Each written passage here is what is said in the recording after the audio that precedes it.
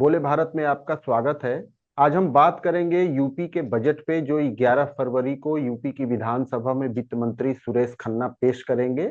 और इस बजट की क्या खासियत होगी, क्योंकि अगले साल 2027 में यूपी विधानसभा का चुनाव भी है।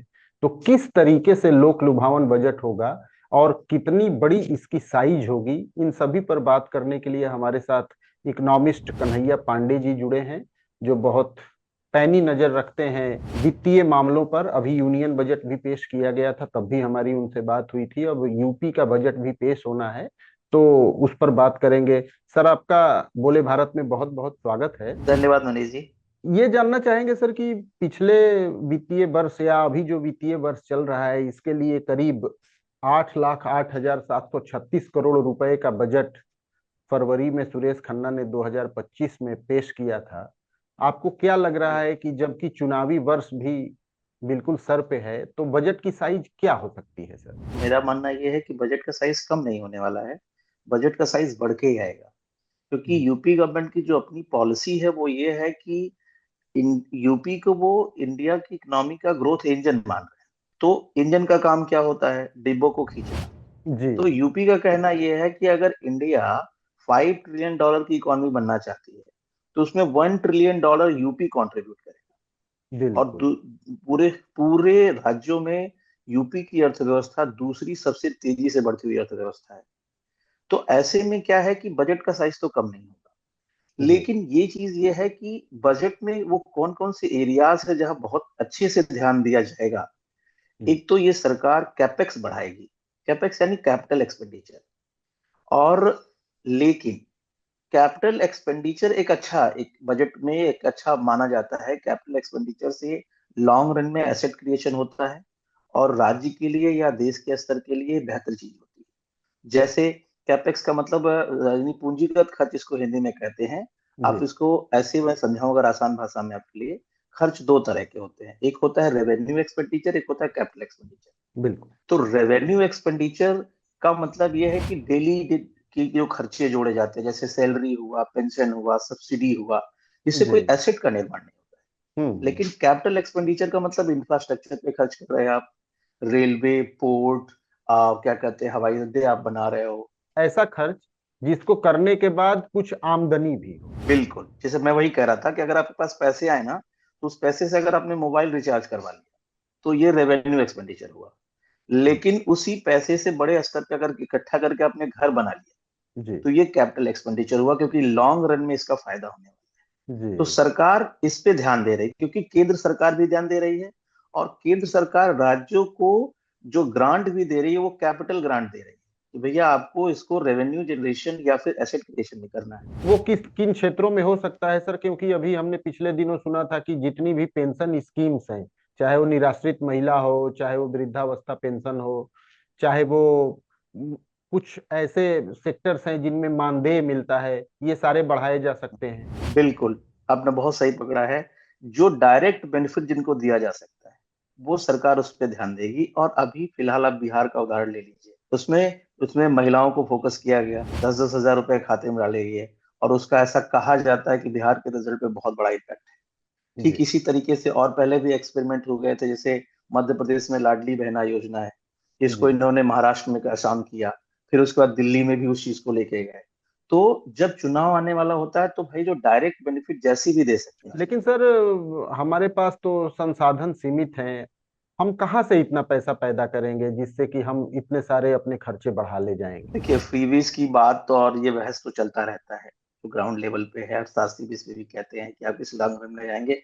लेकिन भारत में आर्थिक निर्णय राजनीति से प्रेरित होकर लिए जाते हैं और लिए जाते रहे हैं।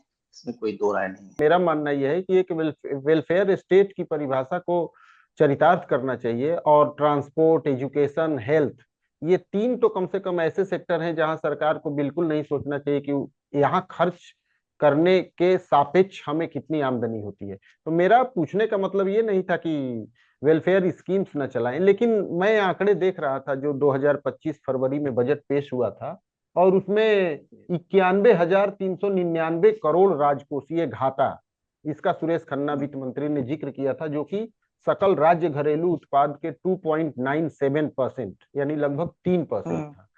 तो क्या ये घाटा और भी बढ़ बढ़ेगा? सकता है, लेकिन ये इतना एक्सटेंसिव नहीं है। केंद्र सरकार का आप देख सकते हैं, केंद्र सरकार ने 4.4 इस बार के बजट में माना है। तो राजकोषीय घाटा उत्तर प्रदेश की अभी बहुत बड़ी समस्या नहीं है। जिस तरह जो साइज ऑफ बजट है यूपी का, जी जी या जो इकोनॉमी का आकार है, उसके हिसाब से एफआरबीएम एक्ट का भी आप संदर्भ लेके देखें, तो जी राजकोषीय घाटा उत्तर प्रदेश की अर्थव्यवस्था के लिए अभी इतनी बड़ी समस्या नहीं है। जी लेकिन या फिर आप उधारी को बहुत अधिक बढ़ा लेंगे चीजों को लेकर के, जैसे मान लीजिए केंद्र सरकार से आप उधार ले रहे हो कुछ और चीजों को लेकर, तो कुछ और चीजों को लेकर के भी, तो इस लिहाज से थोड़ी समस्या हो सकती है। लेकिन मेरा भी मानना है कि राजकोषीय घाटा इज मोर और less under control. That is not a matter of more concern about the government. जी जी जी जी। तो एक और गवर्नमेंट कर सर, सकती है खाते से। एक और बहुत बड़ा पॉलिटिकल डिबेट का इशू रहता है राज्य के प्रति व्यक्ति आय की। जैसे पिछले बजट भाषण को मैं पढ़ रहा था सर, बजट को, तो उसमें करीब 90,000 के ऊपर प्रति व्यक्ति आय यूपी की पहुंच गई है, जो कि 2016-17 के समय बहुत ही कम थी, लगभग 50,000 के लगभग थी। तो प्रति व्यक्ति आय में बढ़ोतरी की आपको क्या संभावना लग रही है, यदि ओवरऑल यूपी के इकोनॉमी के स्ट्रक्चर को देखें तो? देखिए, यूपी को 80s के डिकेड में बीमारू राज्यों के कैटेगरी में लाए, जी but right now UP is not a BIMARU राज्य एनीमोर। अब उससे निकल चुका है यूपी। तो पर कैपिटा इनकम का मतलब ही होता है कि जो आपकी जीएसडीपी है, सकल जी राज्य घरेलू उत्पाद है, जी उसको जी अगर हम जनसंख्या से भाग देंगे तो हमें जी प्रति व्यक्ति आय बनता है, एक मिल एवरेज पता जाएगी। चलता है। जी जी जी तो बिल्कुल। इससे क्या है कि देश की जनसंख्या, उत्तर प्रदेश की जनसंख्या सबसे अधिक है पूरे भारत में, जो लोगों की प्रति आय में वृद्धि दिख रही है। तो जी। इसका मतलब है कि यूपी की इकोनॉमी पॉजिटिव मोड में साल दर है। साल बजट पेश होता है, लेकिन रोजगार का जो मैटर है वो वैसे ही विकराल रूप लिए हुए है। हालांकि सरकार लगातार क्लेम करती है कि इतने लाख रोजगार उसने इतने सालों में दिए। क्या आपको लगता है कि हम्म। कुछ कुछ अपनी रफ्तार, कुछ अपनी दिशा अब चेंज करने की जरूरत है, जिससे कि वास्तविक तौर पे जो एम्प्लॉयमेंट है वो भी जनरेट होना शुरू हो, और लोगों को ये मैसेज भी जाए कि नहीं, यूपी में रोजगार सृजन पे बहुत काम हो रहा है और उसका फायदा भी मिल रहा है? अब देखिए, सरकार की अगर आंकड़ों को देखें तो सरकार के हिसाब से तो बेरोजगारी बिल्कुल भी नहीं है यूपी के अंदर। पिछली जो बजट का रेफरेंस दे रहे हैं आप, वहां देखिए जी 2 पॉइंट समथिंग बता रहे हैं जी बेरोजगारी जी दर जी को। जी तो ये थोड़ा सा, जब किसी से आप कहें भी तो हंसने लगता है कि कहाँ है भाई इस तरह की चीजें, ठीक है। लेकिन ये नहीं है कि इस गवर्नमेंट ने जॉब क्रिएशन नहीं किया है। नौकरियां दी जा रही हैं, लोगों को मिल रहा है। और मैं बताऊं कि अगले बजट में, इस बजट में मैं आपको बताऊं कि नौकरियों के नए तरीके से भर्ती ना हो, लेकिन सरकार कैलेंडर बताएगी कि इतने इतने हम जॉब लेके आने वाले हैं। और जी। अभी वर्तमान दौर में जॉब की परिभाषा को भी बदलना पड़ेगा कि आप जॉब ये की। केवल गवर्नमेंट जॉब कहीं मिल जाए तो वो जॉब नहीं है। आपको सेल्फ एम्प्लॉयमेंट, ऑन्टरप्रेन्योरशिप को डेवलप करना पड़ेगा, और ये जनता को भी सोचना पड़ेगा। लेकिन अगर आप हम्म। स्किल जनरेशन करोगे तो आपको नौकरियां मिलेंगी। और आज का टाइम है कि जो एआई नहीं जानता है, रोबोटिक्स में नहीं जानता है, एडिटिंग नहीं जानता है, तो वो अब जॉब के लिए बहुत मुश्किलें आने वाली। बहुत तो मुश्किल। एग्रीकल्चर में भी एआई का आना, टेक्नोलॉजी में भी एआई का आना, मतलब प्रॉपर तरीके से, जैसे मान लीजिए मैन्युफैक्चरिंग में या एमएसएमई क्षेत्र में। तो ये जो एरियाज है जहां पे आपको एंटरप्रेन्योरशिप को बढ़ावा देना होगा, जी। और यूथ को ये सोचना होगा कि हमें डिग्री कलेक्शन नहीं, हमें स्किल डेवलपमेंट पे काम करना है। और नौकरियां हैं तो जॉब क्रिएशन तो होंगी। 2025-26 का जो बजट आया था उसमें इंफ्रास्ट्रक्चर डेवलपमेंट के लिए पूरे बजट का 22%, शिक्षा में 13%, कृषि में 11% और हेल्थ में हम्म। 6% का प्रावधान रखा गया था। क्या आपको लगता है कि हम्म। स्वास्थ्य और कृषि, इन दो मद में और पैसे की जरूरत पड़ने वाली है यूपी में, या और सरकार को पंप करना चाहिए बजट इन दोनों सेक्टर्स में? बिल्कुल करना चाहिए। और ये दो एरियाज हैं जो आपके ह्यूमन रिसोर्स को डेवलप करती है। आपके पास अच्छा ह्यूमन रिसोर्स नहीं होगा तो आप डेमोग्राफिक डिविडेंड कैसे ले पाएंगे। जी जननांगी लाभांश लेने की आपको अच्छा मानव संसाधन क्रिएट करना पड़ेगा। जी तो स्वास्थ्य और शिक्षा एक ऐसा क्षेत्र है जहां पे निवेश करने से व्यक्ति एक मानव पूंजी बनता है। जी। और जब पूंजी मानव पूंजी बनता है तो वो लाभ देने लायक होगा। और रही बात 22% इंफ्रास्ट्रक्चर पे अगर सरकार ने खर्च किया जीएसडीपी का, तो ये बहुत अच्छा साइन है। यही मैं शुरू में कह रहा था, कैपेक्स जी ये लॉन्ग रन में इकोनॉमी को बूम करेगा। जी जी। एक एक आखिरी सवाल सर आपसे, चूंकि मैं बहुत इकोनॉमिक्स और बजट इन सब का विशेषज्ञ तो नहीं हूँ, लेकिन मेरी समझ से जो भी बातें हुई उससे जुड़े मैंने सवाल आपसे पूछे। फिर भी बजट पे यदि आपके दिमाग में कोई ऐसी बात रह गई हो जो आप कहना चाहते हो और मैं पूछ न पाया हूं, तो उसे आप बताएं सर। नहीं, देखिए, आपने लगभग सभी डायमेंशंस कवर किया। किसी भी अर्थव्यवस्था के अंदर किसी सरकार की, देखिए, दो ही चीज होते हैं। एक कॉन्सेप्ट है ज्ञान, GYAN।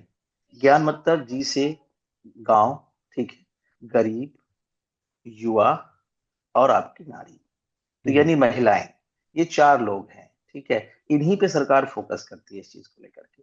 तो ऐसी सिचुएशन में क्या होता है कि लगभग सारे डायमेंशंस आपने कवर ही कर लिए हैं।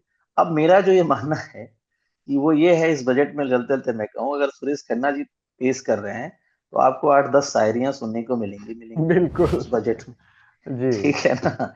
तो ये अभी जब से सुरेश खन्ना जी आए हैं तो बजट थोड़ा शायराना हो जाता है, बिल्कुल। ठीक है, और उसमें मोटिवेशन कूट कूट के भरा रहता है।